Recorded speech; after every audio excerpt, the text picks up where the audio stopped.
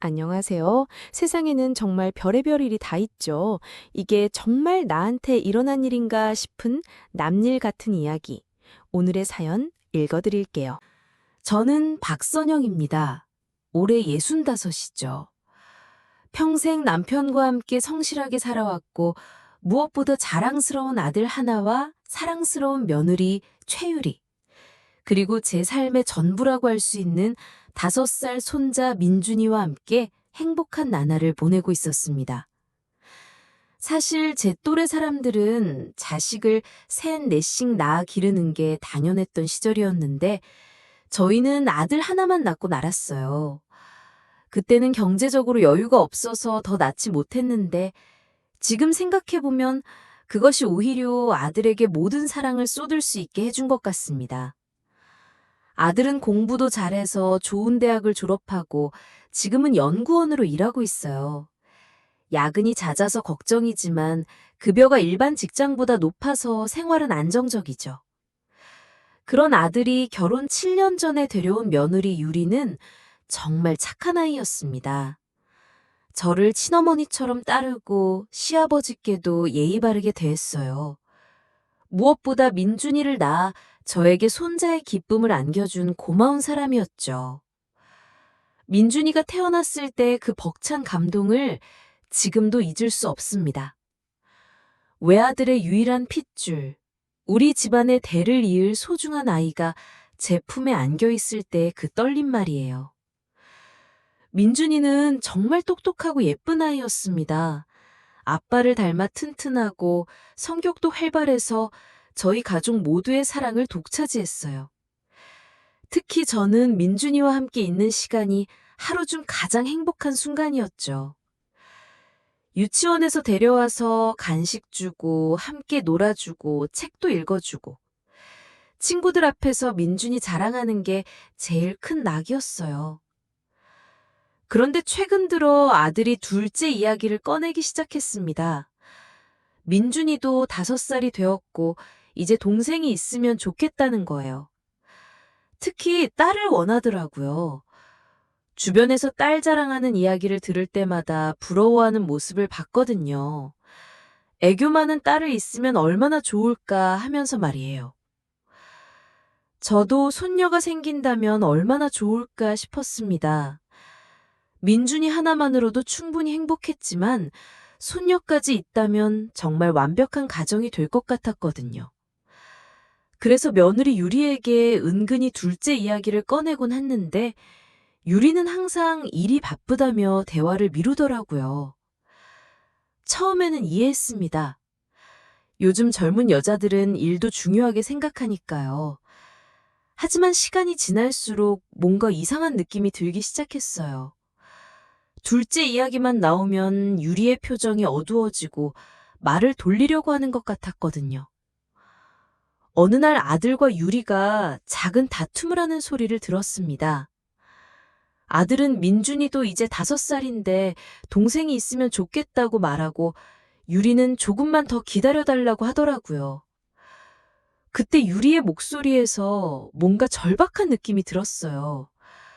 단순히 일이 바빠서가 아닌 다른 이유가 있는 것 같았습니다. 하지만 그때만 해도 저는 유리가 그저 신중한 성격이라서 그런 거라고 생각했어요. 첫째를 잘 키우고 나서 둘째를 가지려고 하는 건 오히려 책임감 있는 태도라고 여겼죠. 그런 유리를 보면서 역시 제가 며느리를 잘 만났다는 생각까지 했으니까요. 그런데 최근 전 정말 사소한 일로 모든 게 시작되었습니다. 민준이가 새우를 먹고 싶다고 해서 제가 새우를 삶아서 주었는데 먹고 나서 얼굴이 빨갛게 부어오르고 숨쉬기 힘들어하는 거예요. 깜짝 놀라서 급하게 병원으로 데려갔더니 의사 선생님이 갑각류 알러지라고 하더라고요. 그 순간 이상한 느낌이 들었습니다. 저도 남편도 아들도 새우 알러지가 없는데 민준이에게만 있다니. 의사 선생님께 여쭤보니 이런 알러지는 대부분 유전적이라고 하시더라고요. 부모나 조부모 중 누군가는 같은 알러지를 가지고 있을 거라고 말씀하시면서 말이에요. 집에 돌아와서 계속 그 생각만 들었습니다. 혹시 제가 모르는 알러지가 있나 싶어서 남편에게도 물어봤는데 남편도 새우를 평생 잘 먹어왔다고 하더라고요. 아들은 어릴 때부터 새우를 좋아해서 자주 먹었으니 당연히 알러지가 없는 거예요. 그렇다면 유리 쪽 가족 중에 누군가 알러지가 있을 텐데 유리는 그 이야기를 한 번도 한 적이 없는 걸까요? 아이에게 새우를 줄 때 미리 말했어야 하는 거 아닌가요? 이상했습니다. 정말 이상했어요. 그날 밤 잠이 오지 않았습니다. 민준이 알러지 때문만이 아니라 왠지 모를 불안감 때문이었어요. 뭔가를 놓치고 있는 것 같은, 중요한 걸 모르고 있는 것 같은 그런 느낌 말이에요.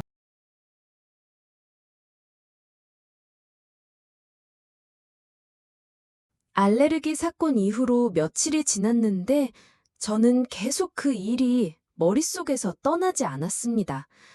민준이를 볼 때마다 이상한 생각들이 들기 시작했어요. 정말 우리 핏줄이 맞나 하는 의심 말이에요. 유리에게 가족력에 대해 물어봤습니다. 유리야, 너희 집안에 새우 알레르기 있는 사람 없어? 하고 말이에요. 그런데 유리의 반응이 이상했어요.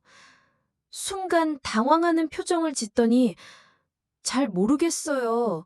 저희는 다들 새우 잘 먹는데요? 라고 대답하더라고요.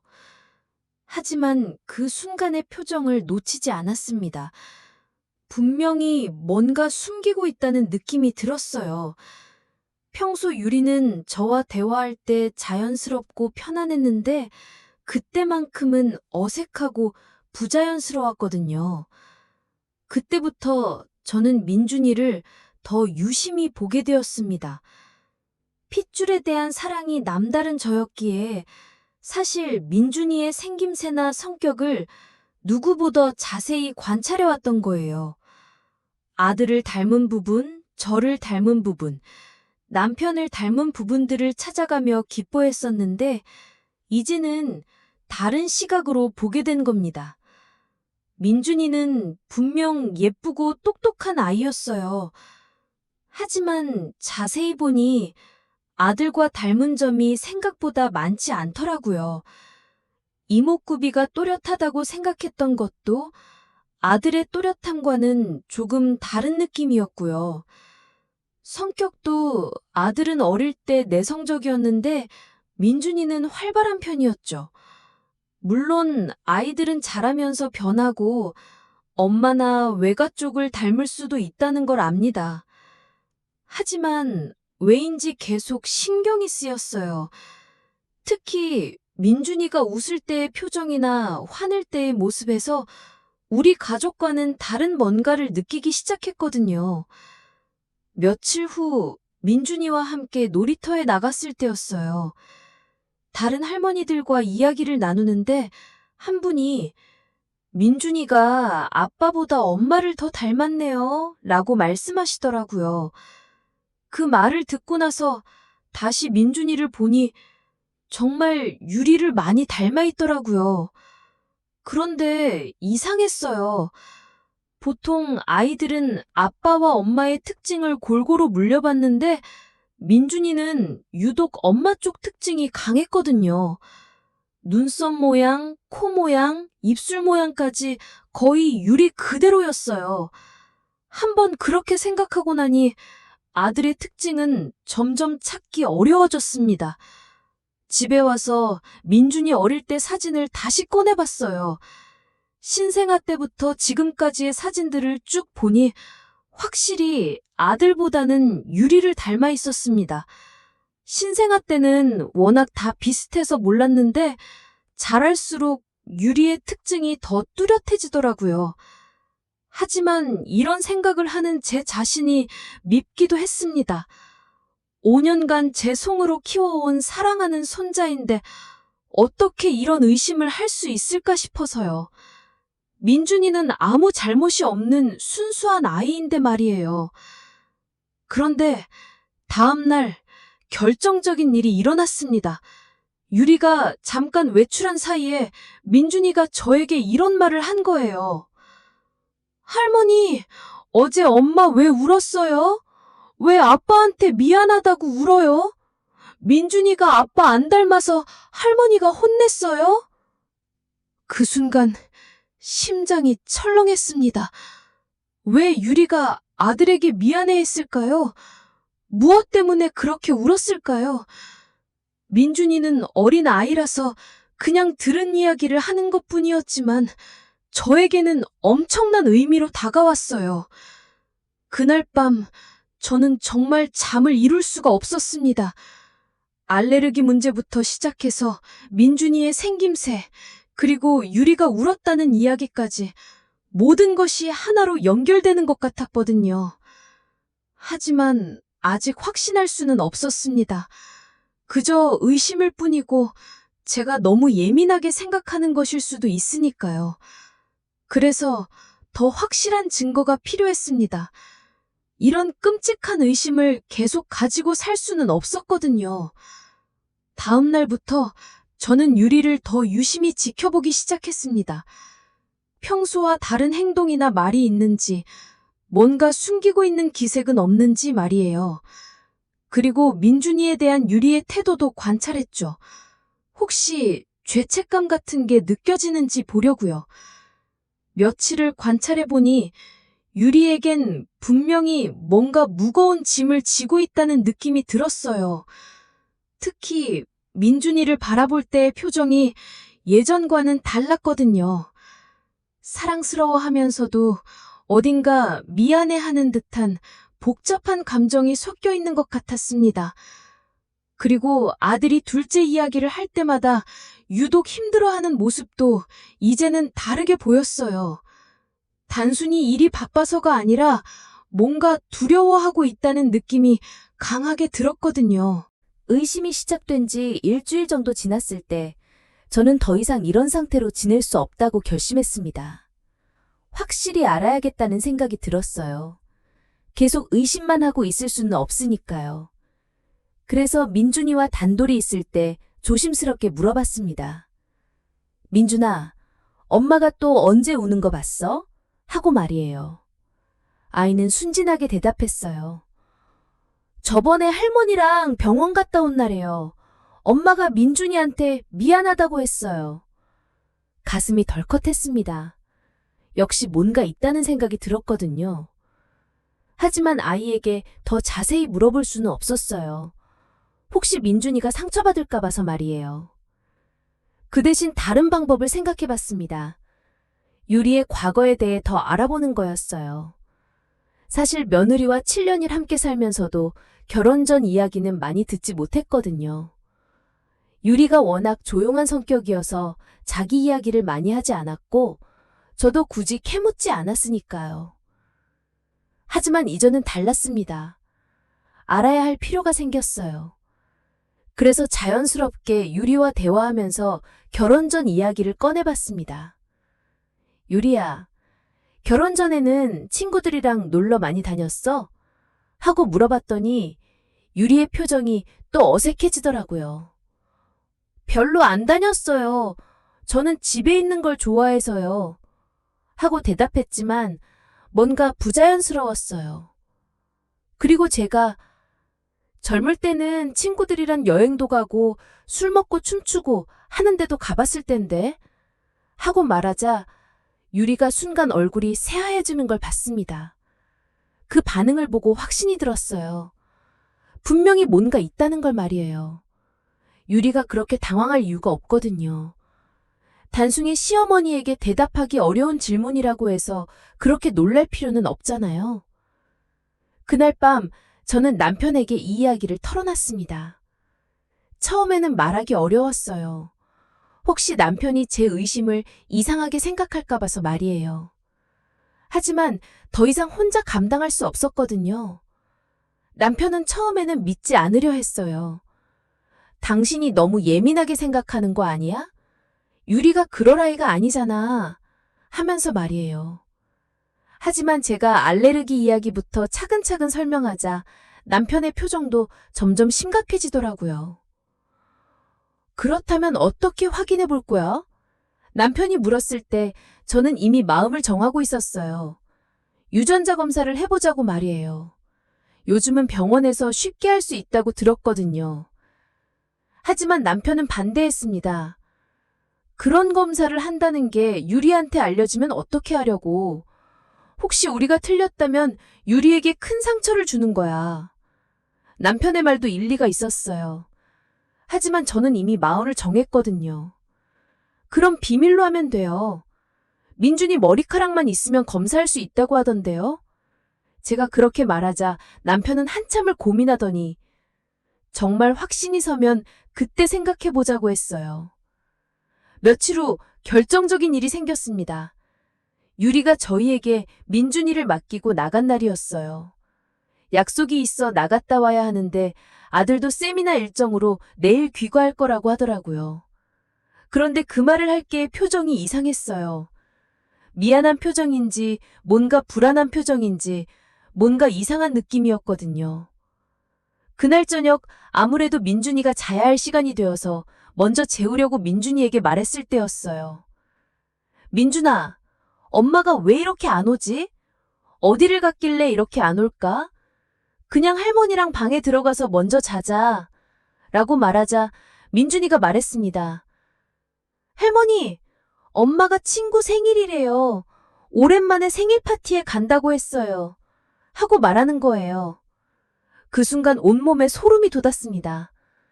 민준이를 낳은 이후 유리가 워낙 성실했던 터라 그동안 그런 생각 자체를 하지 못했지만 유리도 민준이를 낳기 전까지는 가끔 늦게 귀가하는 일이 있었어요. 회식이며 약속이며 그런 날은 아들이 저희 집에 와서 저녁도 같이 먹기도 했고요. 유리도 사회생활을 하는 아이이니 대수롭지 않게 여겼습니다. 다음 날 아침에 유리가 민준이를 데리러 왔습니다. 피곤해 보였어요. 평소 같으면 아이 엄마가 일찍 다녀야 한다고 잔소리라도 했을 텐데 그날은 그럴 수 없었습니다. 단순한 생일 파티였다면 밤 늦게라도 민준이를 데리러 왔을 텐데 몇 시까지 어디서 뭘 했을까? 남편의 말에 주저했던 저는 그날 확신했습니다. 분명히 뭔가 있다는 걸 말이에요. 이제 더 이상 의심만 하고 있을 때가 아니었어요. 확실한 증거를 찾을 때였습니다. 민준이가 저희 집에서 자고 간 후 며칠 동안 저는 더욱 세심하게 관찰했습니다. 유리의 행동 하나하나, 말 한마디 한마디가 모두 의미 있게 느껴졌거든요. 그리고 마침내 결정적인 증거를 발견하게 되었어요. 그날은 평소보다 유리의 퇴근이 늦은 날이었습니다. 전화로 유치원을 마치고 돌아오는 민준이를 태권도복으로 갈아입혀 학원차에 태워 보내줄 수 있냐는 부탁을 받았죠. 가끔씩 있는 일이었어요. 유치원 차량에서 민준이를 받아서 집으로 같이 들어갔죠. 30분 정도 시간이 있었어요. 민준이는 제가 가져온 간식을 내어주고 먹으면서 쉬게끔 했습니다. 저는 민준이 옷을 찾으러 세탁실을 들어갔어요. 건조대 위에 있는 빨래들이 눈에 들어왔고 시간이 남는 김에 빨래를 개어주고 있었습니다. 민준이 옷들을 먼저 민준이 방에 넣어두고 유리 방에 빨래를 넣어두려고 들어갔어요. 그런데 급하게 필요한 옷을 빼입었는지 옷장 안에 옷들이 헝클어져 있어 정리를 하다가 작은 봉투를 발견했습니다. 봉투 안에는 병원 진료기록지와 약 처방전이 들어있었어요. 날짜를 보니 민준이를 임신했을 때였는데 이상한 건 제가 모르는 병원이었다는 거예요. 유리는 분명히 집 근처 병원에서 산정검사를 받았다고 했는데 말이에요. 더 자세히 보니 그 진료기록에는 충격적인 내용이 적혀 있었습니다. 혈액형 검사 재시행 요청 같은 내용들이었어요. 왜 유리가 검사를 받았을까요? 어차피 민준이의 혈액형은 낳고 나면 알 수 있었을 텐데요. 그리고 봉투 맨 아래에는 더 충격적인 것이 있었습니다. 혈액형 검사 결과지였는데 민준이의 혈액형이 적혀 있었어요. AB형이라고 나와 있더라고요. 그런데 아들은 A형이고 유리는 O형인데 어떻게 AB형 아이가 나올 수 있을까요? 옛날엔 혈액형으로 사람의 성격을 표현하고는 했으니 이 정도는 알고 있었어요. A형과 O형 부모에게서는 AB형 아이가 나올 수 없다는 걸 말이에요. 그 순간 온몸이 떨렸습니다. 제 의심이 사실이었다는 확실한 증거를 찾은 거였거든요. 손이 덜덜 떨려서 그 서류를 제대로 잡을 수도 없었어요. 하지만 계속 읽어봤습니다. 다른 서류들에는 유리가 임신 기간 중에 혼자 받은 상담 기록도 있었어요. 정확한 임신 날짜에 대한 확인 같은 내용들이 적혀 있더라고요. 그 모든 걸 보고 나니 더 이상 의심할 여지가 없었습니다. 민준이는 아들의 아이가 아니었어요. 5년 동안 제 손으로 키워온 제 인생의 전부라고 생각했던 손자가 사실은 다른 남자의 아이였던 거예요. 그 순간의 충격을 어떻게 표현할지 모르겠어요. 심장이 터질 것 같았고, 숨이 막혔고, 온 세상이 무너지는 것 같았거든요. 5년 동안의 모든 기억이 거짓말이었다는 것을, 제가 그토록 사랑했던 손자가 진짜 손자가 아니었다는 것을 받아들일 수가 없었어요. 하지만 동시에 분노도 치밀어 올랐습니다. 어떻게 유리가 이런 거짓말을 5년 동안이나 계속할 수 있었을까요? 저를 속이고 아들을 속이고 가족 모두를 속인 거잖아요. 특히 저는 유리를 친딸처럼 아꼈는데 그런 저의 마음을 이용해서 이렇게 기만한 거였어요. 서류를 다시 봉투에 넣고 제자리에 두었습니다. 유리가 돌아와서 서류가 없어진 걸 알면 안 되니까요. 하지만 제 마음속에는 돌이킬 수 없는 변화가 일어났어요. 더 이상 예전의 제가 아니었거든요. 제가 집에 돌아가는 길에 귀가하는 유리와 마주쳤어요. 고생했어. 민준이는 간식 먹여서 태권도 보냈어. 하고 인사했지만 목소리가 떨리는 걸 숨길 수가 없었어요. 다행히 유리는 제 이상한 기색을 눈치채지 못하는 것 같았습니다. 그날 저녁 민준이를 보면서 정말 복잡한 감정이 들었어요. 여전히 사랑스러운 아이였지만 이제는 다른 시선으로 보게 되더라고요. 이 아이의 진짜 아빠는 누구일까? 유리는 그 남자와 어떤 관계였을까 하는 생각들 말이에요. 하지만 민준이에게는 아무 잘못이 없었어요. 순수하고 착한 아이일 뿐이었거든요. 제가 화를 낼 상대는 민준이가 아니라 유리였습니다. 그날 밤 남편에게 모든 걸 이야기했어요. 제가 발견한 서류들과 혈액형 이야기를 하니 남편도 충격을 받더라고요. 처음엔 믿을 수 없다는 표정이었다가 점점 분노하기 시작했어요. 그렇다면 우리가 어떻게 해야 할까? 남편이 물었을 때 저는 이미 마음을 정하고 있었어요. 확실한 증거를 더 모아야 해요. 그리고 유리에게 진실을 털어놓으라고 해야죠. 하지만 그것만으로는 부족했어요. 5년 동안 우리를 속인 유리에게 그에 맞는 대가를 치르게 해야 한다고 생각했거든요. 단순히 사과만으로는 이 일이 끝날 수 없었습니다. 다음 날부터 저는 더 치밀하게 증거를 모으기 시작했어요. 유리의 일거일투족을 관찰하고 혹시 다른 증거가 더 있는지 찾아봤죠. 그리고 유리가 과거에 어떤 일을 했는지도 알아보려고 했죠. 며칠 후 또 다른 증거를 발견했습니다. 유리가 예전에 쓰던 휴대폰이 서랍에 놓여 있었는데 거기에는 민준이를 임신했을 당시의 메시지들이 남아 있었어요. 친구와 주고받은 메시지 중에 그날 밤 일 때문에 너무 후회된다. 어떻게 해야 할지 모르겠다 같은 내용들이 있더라고요.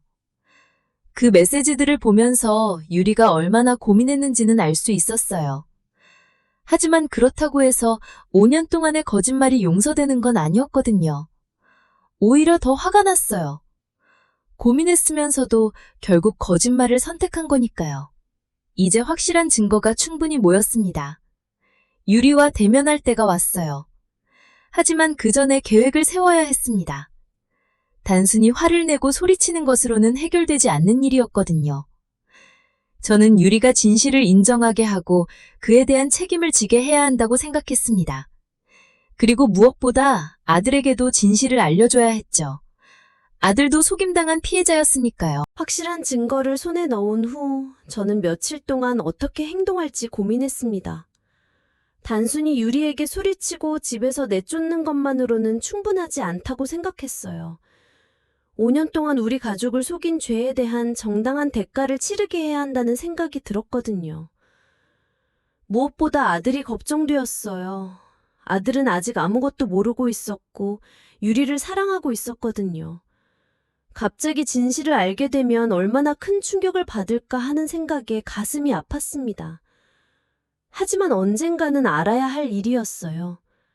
남편과 상의해서 계획을 세웠습니다. 먼저 유리에게 기회를 주기로 했어요. 스스로 진실을 털어놓을 수 있도록 말이에요. 그래서 유리와 단둘이 이야기할 시간을 만들기로 했죠. 며칠 후 좋은 기회가 왔습니다. 아들이 출장을 가게 된 거예요. 2박 3일 동안 집을 비우게 되어서 그 시간에 유리와 진지한 대화를 나눌 수 있을 것 같았어요. 민준이는 남편이 잠깐 봐주기로 하고 유리와 둘만의 시간을 가지기로 했습니다. 아들이 출장을 떠난 첫날, 단 둘만의 시간이 생겨서 저는 유리에게 말했어요. 유리야, 우리 이야기 좀 할까? 평소보다 진지한 톤으로 말하니 유리도 뭔가 눈치를 챈 것 같더라고요. 표정이 순간 긴장되더라고요. 거실에 마주 앉아서 저는 천천히 이야기를 시작했습니다. 유리야, 결혼해서 지금까지 우리 집에 잘해줘서 고마웠어. 나는 너를 친딸처럼 생각해왔단다. 그렇게 말하니 유리가 어머니도 저에게 잘해주셔서 감사해요. 라고 대답하더라고요. 그런데 말이야, 저는 조심스럽게 말을 이어갔어요. 요즘 민준이를 보면서 이상한 생각이 들더라. 혹시 너도 뭔가 말하고 싶은 이야기가 있는 거 아니야? 그 순간 유리의 얼굴이 새하얘졌어요. 손도 떨리기 시작하더라고요. 무슨 말씀이세요? 하고 물었지만 이미 들킨 사람의 표정이었어요. 민준이 알레르기 일 말이야. 우리 집안에는 아무도 새우 알레르기가 없는데 민준이에게만 있잖아. 그리고 그날 의사 선생님이 말씀하신 혈액형도 이상하고.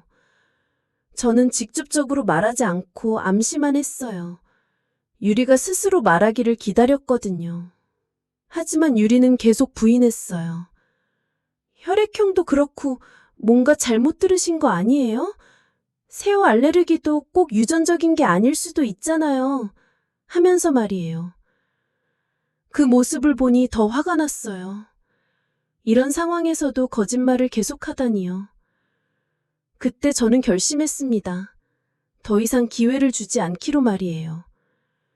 유리야, 나는 이미 다 알고 있어. 너희 방에서 병원 서류들 봤거든. 그 말을 듣자마자 유리가 주저앉더라고요. 그리고 한참 만에 hum을 띠기 시작했어요. 어머니, 죄송해요. 정말 죄송해요. 하면서 말이에요. 드디어 인정하는구나 싶었지만 동시에 더 큰 분노가 치밀어 올랐어요. 5년 동안 우리를 속여놓고 이제 와서 미안하다고? 그렇게 쉽게 끝날 일이 아니었거든요. 왜 그런 일을 했니? 어떻게 5년 동안 우리를 속일 수 있었니? 제가 차갑게 물었어요. 유리는 한동안 말을 못하다가 떨리는 목소리로 대답했어요. 그날 친구 생일 파티에서 술을 너무 많이 마셨어요. 정신을 잃을 정도로요. 그리고 다음날 아침에 깨어보니 유리는 더 이상 말을 잇지 못하고 계속 울기만 했어요. 그래서? 그렇다고 해서 우리를 속여도 되는 거야? 제가 소리를 높이자 유리가 더욱 작아졌어요. 남편을 정말 놓치고 싶지 않고 민준이도 아빠 없이 키울 자신이 없었어요. 그래서 우리를 이용한 거야? 우리가 그렇게 만만해 보였어? 저는 정말 화가 났어요. 유리의 상황은 이해할 수 있었지만 5년 동안의 거짓말은 용서할 수 없었거든요. 유리는 계속 사과만 했어요. 정말 죄송해요. 어떻게 해야 할지 모르겠어서 그랬어요. 시간이 지날수록 더 말하기 어려워졌고 하면서 말이에요. 하지만 저는 이미 마음을 정했어요. 단순한 사과로는 이 일이 끝나지 않는다고 말이에요. 유리야, 미안하다고 해서 끝나는 게 아니야.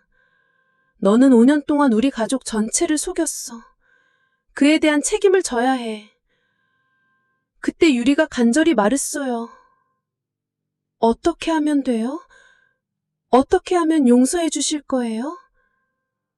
하지만 저는 냉정하게 대답했어요. 일단 아들에게 진실을 말해야 해. 그리고 앞으로 어떻게 할지는 그 다음에 정하마. 그날 밤 유리는 잠을 이루지 못했을 거예요. 저도 마찬가지였지만요. 하지만 이제 진실이 드러났으니 돌이킬 수 없었어요. 다음날 유리에게 아들이 출장에 돌아오면 모든 걸 털어놓으라고 했어요. 더 이상 미룰 수 없다고, 아들도 진실을 알 권리가 있다고 말이에요.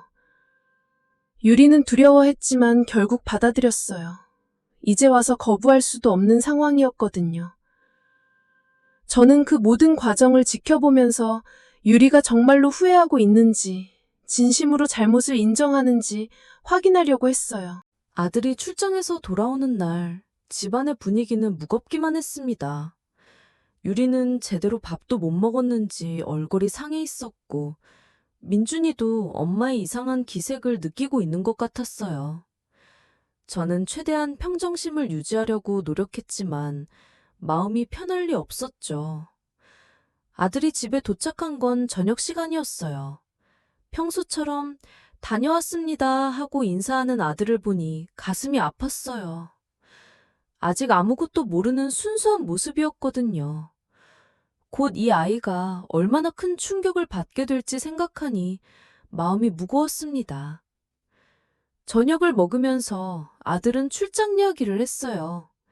이번 연구가 성과가 있었다면서 기분이 좋아 보였거든요. 그런 아들을 보면서 유리는 계속 고개를 숙이고 있었고 저는 언제 진실을 말해야 할지 고민하고 있었어요. 민준이를 재운 후 저는 아들과 유리에게 말했어요. 우리 셋이 이야기할 게 있어. 그러자 아들이 무슨 일인데요? 하고 물었지만 유리는 이미 얼굴이 새하얘져 있었어요. 거실에 앉아서 저는 아들에게 말했어요. 아들아, 앉아라. 유리가 너한테 할 말이 있대. 그러면서 유리를 쳐다봤죠. 유리는 한참 동안 말을 못하고 있다가 떨리는 목소리로 시작했어요. 여보, 미안해. 정말 미안해. 유리가 갑자기 사과하니까 아들이 당황했어요. 왜 갑자기?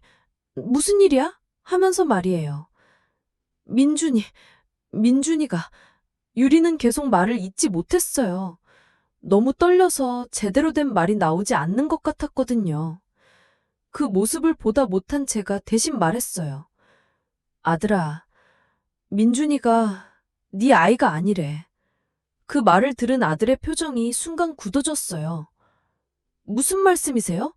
하고 물었지만 이미 심각한 상황임을 눈치챈 것 같았어요. 유리가 드디어 입을 열었어요. 결혼하고 얼마 안 되었을 때 친구 생일 파티에 갔었어. 그때 술을 너무 많이 마셔서 유리는 그날 밤에 무슨 일이 있었는지 차근차근 설명했어요.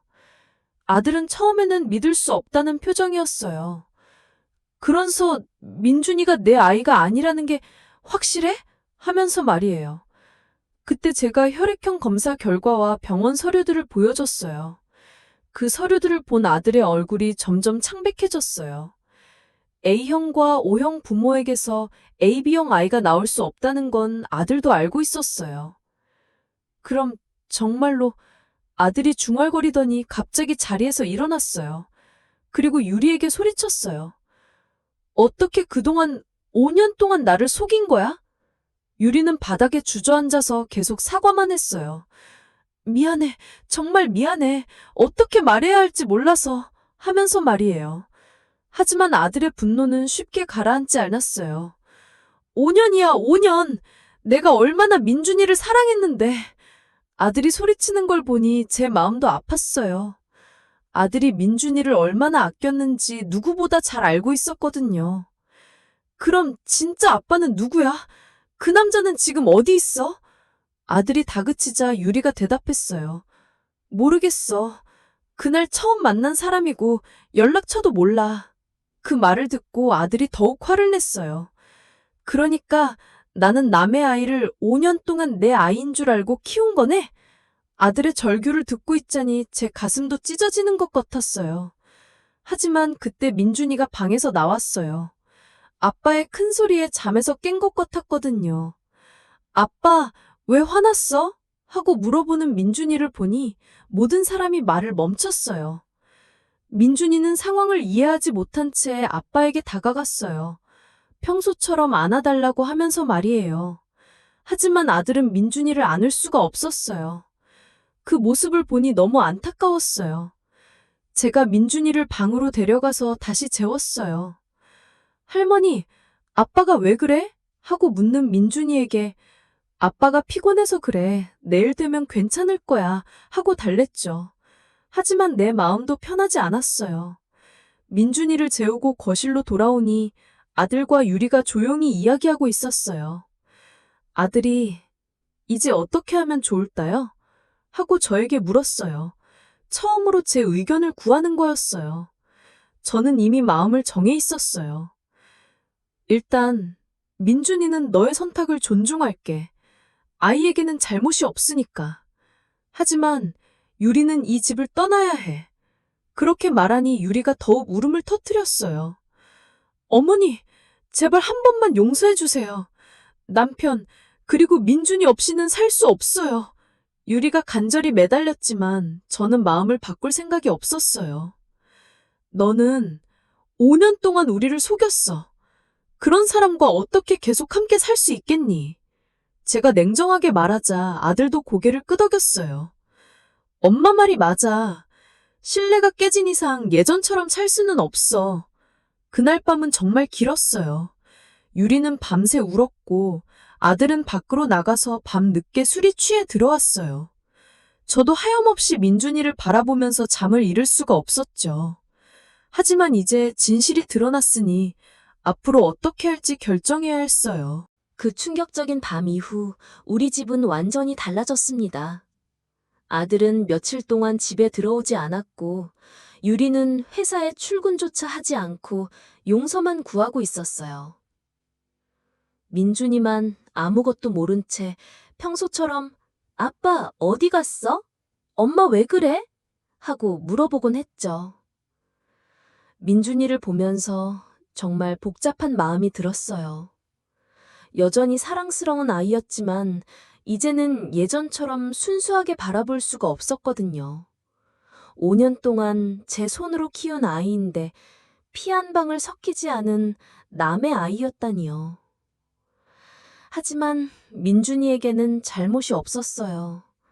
순수하고 착한 아이를 어떻게 미워할 수 있겠어요. 그래서 저는 결심했습니다. 아들의 결심만 있다면 민준이는 계속 제가 키우되 유리와는 더 이상 함께 살 수 없다고 말이에요.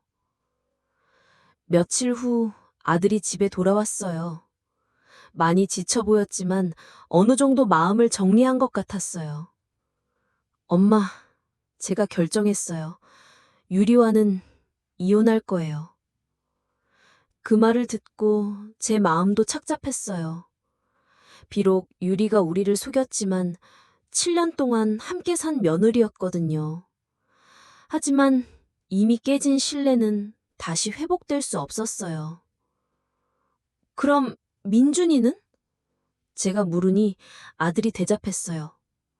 민준이는 제가 키울 거예요.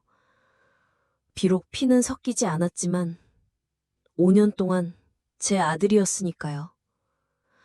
그 말을 듣고 조금 복잡한 마음이 생겼어요.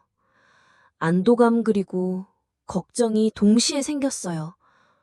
남자 혼자서 아이를 키우는 게 얼마나 힘든 일일지 상상도 할 수 없었으니까요. 아들아, 민준이는 엄마가 도와줄게. 너 혼자서는 힘들 거야. 제가 그렇게 말하니 아들이 고마워했어요. 엄마, 죄송해요. 제가 며느리를 제대로 못 봐서. 너 잘못 아니야. 누가 이런 일을 예상이나 했겠니? 저는 아들을 위로했지만 속으로는 분노가 치밀고 있었어요. 유리 때문에 우리 가족이 이렇게 된 거니까요. 그날 저녁 저는 유리와 마지막 이야기를 나눴습니다. 유리야, 이제 정말 끝이야. 짐 싸서 나가라. 제가 냉정하게 말하니 유리가 무릎을 꿇고 빌었어요. 어머니, 제발 한 번만 더 기회를 주세요. 정말 후회하고 있어요. 민준이도 떠날 수 없어요. 유리의 간절한 모습을 보니 조금은 마음이 움직이기도 했어요. 하지만 저는 마음을 바꿀 수 없었어요. 기회는 5년 동안 충분히 있었어. 그때 진실을 말했으면 이렇게까지 되지 않았을 거야. 그럼 민준이는? 유리가 떨리는 목소리로 물었어요. 제가 단호하게 대답했습니다. 민준이는 우리가 키울 거야. 너는 면접권도 없어. 5년 동안 우리를 속인 대가야. 만약 법으로 어떻게 하려 하면 나 또한 똑같이 갚아줄 거야. 그 말을 듣고 유리가 완전히 무너졌어요. 하지만 저는 동정할 마음이 없었어요. 자신이 저지른 일의 결과를 받아들여야 한다고 생각했거든요. 어머니, 그럼 저는 어떻게 살아요? 민준이 없이는 못 살아요. 유리가 절규했지만 저는 차갑게 말했어요. 그건 네가 알아서 해야 할 일이야. 우리를 속일 때는 생각 안 했니? 며칠 후 유리는 정말로 집을 떠났어요. 짐을 싸면서도 계속 울고 있었는데 민준이가 엄마 어디가? 하고 물어볼 때가 가장 힘들었어요. 저는 민준이에게 엄마가 잠깐 일하러 멀리 가는 거야. 금방 올 거야. 라고 거짓말 할 수밖에 없었어요. 유리가 떠난 후 집은 조용해졌지만 공허했어요. 민준이는 며칠 동안 엄마를 찾았고 아들은 더욱 말이 없어졌어요. 모든 게 변해버린 거였죠.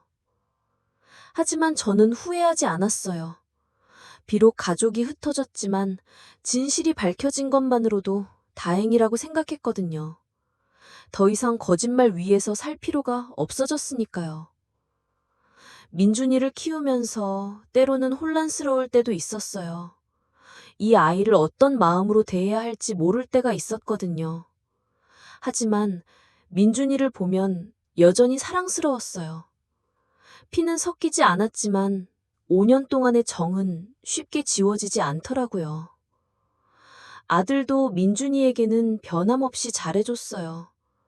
비록 상처를 받았지만 아이에게 잘못이 없다는 걸 알고 있었거든요. 그런 아들을 보면서 제대로 키웠다는 생각이 들었어요. 그런데 몇 달 후 예상치 못한 일이 생겼어요. 유리가 갑자기 연락을 해온 거였어요. 민준이를 보고 싶다고 한 번만 만나게 해달라고요. 처음에는 당연히 거절했어요. 이제 와서 무슨 소리야? 너가 약속한 거 아니야? 하고 말이에요. 하지만 유리는 계속 연락했어요. 편지도 보내고 전화도 하고요. 그 편지를 읽어보니 유리도 많이 고생하고 있는 것 같았어요. 혼자서 살면서 계속 반성 많이 하고 있다고 정말 후회하고 있더라고요. 하지만 그렇다고 해서 마음이 누그러지지는 않았어요. 아들과 상의해봤는데 아들도 반대였어요. 한번 만나게 해주면 계속 와달라고 할 거예요. 그러면 민준이만 혼란스러워해요. 맞는 말이었어요. 민준이는 이제 막 새로운 환경에 적응하고 있었는데 유리를 만나게 하면 또다시 혼란에 빠질 수 있었거든요. 그래서 저는 유리에게 마지막으로 편지를 보냈어요. 더 이상 연락하지 마라. 민준이는 이제 우리가 키운다. 너가 할 수 있는 최선은 조용히 살면서 민준이가 행복하기를 바라는 거다. 그 후로 유리는 연락하지 않았어요. 어떻게 살고 있는지는 모르지만 더 이상 우리를 괴롭히지는 않았어요. 시간이 지나면서 저희 가족도 조금씩 평정을 되찾았어요. 민준이는 엄마를 그리워했지만 저와 아들의 사랑으로 상처를 극복해 나갔어요. 아들도 새로운 삶을 계획하기 시작했고요. 그렇게 2년이 지났을 때쯤 민준이는 7살이 되었고 유치원을 다니며 밝고 건강하게 지내고 있었어요. 처음에는 엄마가 없어서 힘들어했지만 이제는 저와 아빠의 사랑만으로도 충분히 행복해하는 것 같았죠. 아들도 많이 달라졌었어요. 처음에는 상처가 깊어서 사람들을 믿지 못하겠다고 했는데 시간이 지나면서 조금씩 마음을 열기 시작했어요. 민준이와 함께 있을 때는 예전처럼 웃는 모습을 보여주고요. 어느 날 민준이가 저에게 물었어요. 할머니, 엄마는 언제 와? 그런 질문을 받을 때마다 가슴이 아팠지만 저는 솔직하게 대답하기로 했어요. 민준아, 엄마는 멀리 가서 일하고 있어. 언제 올지는 모르지만 할머니와 아빠가 민준이를 더 많이 사랑해 줄게. 민준이는 고개를 끄덕이며 제 품에 안겼어요. 그런 민준이를 안고 있으면서 많은 생각이 들었어요. 이 아이는 분명 제 핏줄이 아니지만 7살이 될 동안 제 손으로 키운 소중한 아이였거든요. 혈연 관계가 전부는 아니라는 걸 깨달았어요. 물론 처음에는 분노와 배신감이 컸어요. 핏줄에 대한 믿음이 무너졌을 때의 충격은 정말 컸거든요. 하지만 시간이 지나면서 더 중요한 건 함께 보낸 시간과 쌓인 정이라는 걸 알게 되었어요. 민준이가 아플 때 밤새 간병했던 기억, 첫걸음을 뗄 때 함께 기뻐했던 순간, 유치원 입학식 때 자랑스러워했던 마음들이 거짓은 아니었으니까요. 아들에게도 점점 변화가 있었어요. 엄마, 저 새로운 사람 만났어요. 언젠가 조심스럽게 말하더라고요. 처음에는 걱정이 됐어요. 또 실망하게 될까 봐서 말이에요. 하지만 그 사람을 만나보니 참 착하고 성실한 여자더라고요. 무엇보다 민준이를 진심으로 아껴주었어요. 민준이도 그분을 좋아했고요. 엄마, 이번에는 정말 신중하게 결정할게요. 민준이와 저, 그리고 엄마까지 생각해서요. 아들의 말을 듣고 든든했어요. 아들이 진정으로 성숙해진 것 같았거든요. 그 여자분과 아들이 결혼 이야기를 꺼낼 때 저는 한 가지 조건을 말했어요. 민준이를 친아들처럼 사랑해줄 수 있니? 그분은 망설임 없이 대답했어요. 그럼요. 이미 제 아들같이 생각하고 있어요. 그 진심 어린 대답을 들으니 마음이 놓였어요. 민준이가 진정한 엄마를 만난 것 같았거든요. 결혼식 날 민준이가 새엄마의 손을 잡고 웃는 모습을 보니 감회가 새로웠어요. 이제 진짜 가족이 된 것 같았어요. 거짓말이 아닌 진실 위에 세워진 가족 말이에요. 그리고 몇 달 후 기쁜 소식이 있었어요. 새 며느리가 임신을 한 거였어요. 이번에는 정말 제 핏줄인 손주가 생기는 거였죠. 하지만 신기하게도 예전처럼 핏줄에 대한 집착은 없었어요. 민준이를 키우면서 혈연 관계보다 더 중요한 게 있다는 걸 깨달았거든요. 할머니, 저도 형이 될 거예요. 민준이가 신나게 말할 때 정말 기뻤어요. 이제 민준이도 완전한 가족의 일원이 된 것 같았거든요. 지금 생각해보면 유리의 거짓말 때문에 힘든 시간을 보냈지만 그 일로 인해 더 소중한 걸 깨달았어요. 진정한 가족이란 피로 맺어지는 관계가 아니라 사랑과 신뢰로 맺어지는 관계라는 걸 말이에요. 물론 유리를 완전히 용서한 건 아니에요. 5년 동안의 거짓말은 여전히 용서하기 어려워요. 하지만 더 이상 분노에 사로잡혀 살지는 않아요. 그보다는 지금의 행복에 집중하려고 해요. 민준이는 이제 7살이 되었고 동생도 생겼어요. 새 며느리와도 정말 잘 지내고 있고 아들도 행복해해요. 무엇보다 거짓말이 없는 진실한 가정을 이루고 있다는 게 가장 뿌듯해요. 어떤 사람들은 제가 너무 냉정했다고 말할지도 모르겠어요. 유리에게 기회를 더 줬어야 한다고 생각할 수도 있고요. 하지만 저는 후회하지 않아요. 거짓말 위에 세워진 관계는 언젠가 무너질 수밖에 없거든요. 지금 저희 가족은 정말 행복해요. 민준이는 밝고 건강하게 자라고 있고, 새 며느리는 정말 착하고 아들도 만족스러워해요. 그리고 곧 태어날 손주까지 기다리고 있어요. 이 모든 일을 겪으면서 깨달은 건 가족이란 서로를 속이고 이용하는 관계가 아니라 진실과 사랑으로 뭉쳐진 관계라는 거예요. 그리고 한번 깨진 신뢰는 쉽게 회복되지 않는다는 것도요.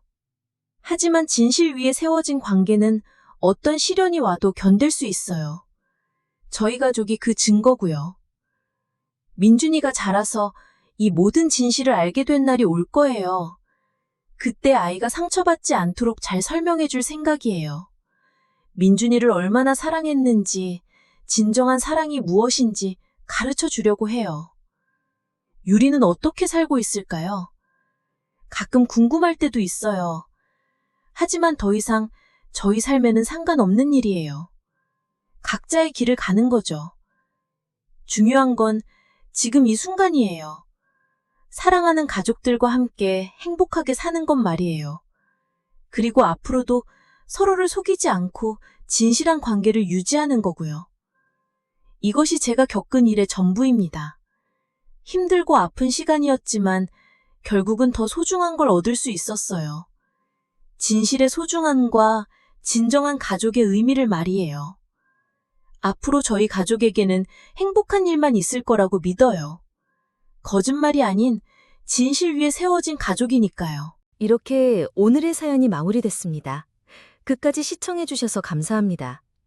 다음 사연이 궁금하시다면 구독과 좋아요 꾹 눌러주세요.